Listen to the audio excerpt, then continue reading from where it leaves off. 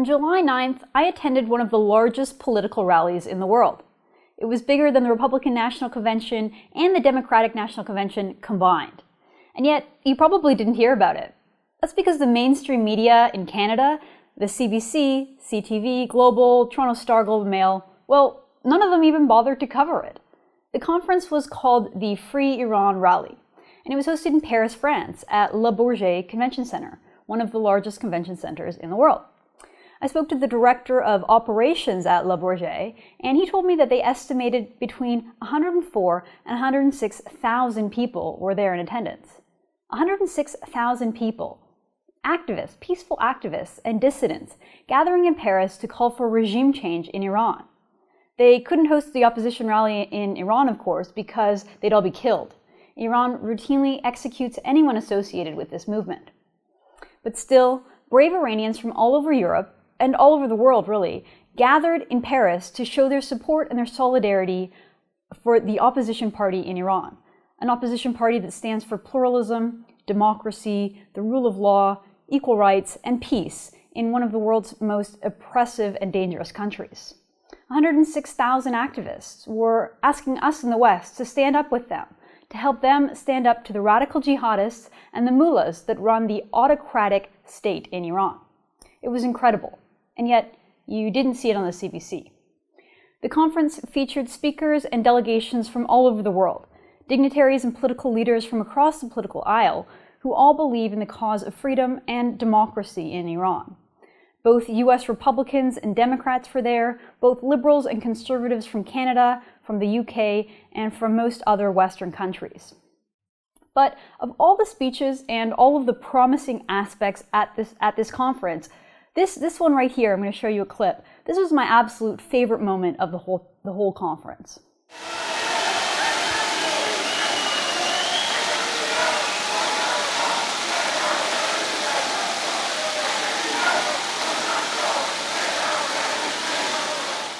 That was the sound of nearly 100,000 peaceful Muslims chanting Canada in Farsi, or Shanada was what they were saying. They were giving an ecstatic standing ovation following a speech by none other than the Honourable John Baird, Canada's former Minister of Foreign Affairs from the Harper government. Baird gave a tremendous speech in Paris. He was clear, he was passionate, and he was unequivocal in his condemnation of the regime in Tehran and his support for the Iranian people. And he received one of the biggest, if not the biggest, cheers and ovations of the entire day from that massive audience. The crowd absolutely loved him. And it's easy to see why. Under the Harper government, Canada stood up for the people of Iran. We stood up and we took a stand on the world stage.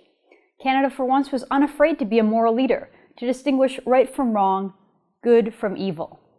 And speaking of evil, the mullahs in Iran, the theocratic dictatorship that routinely executes gays and political opponents, that funds global terrorism and jihadism all over the world, and that continues to build a covert nuclear program. Well, John Baird and Stephen Harper called them out. Here's a clip from Baird's speech at the conference, where he talks about Canada's proud and strong record in dealing with Iran.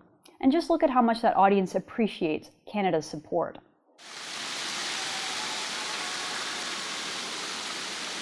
The world should look at Canada's example over the past 10 years.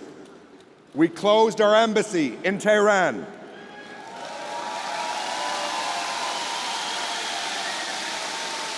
We declared all Iranian representatives in Canada to be persona non grata.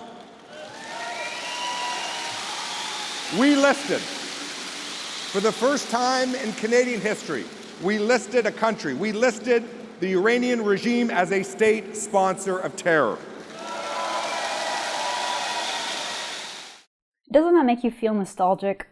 A Canadian politician speaking plainly, speaking honestly, and not caring about hurt feelings in foreign capitals or upset bureaucrats in Ottawa.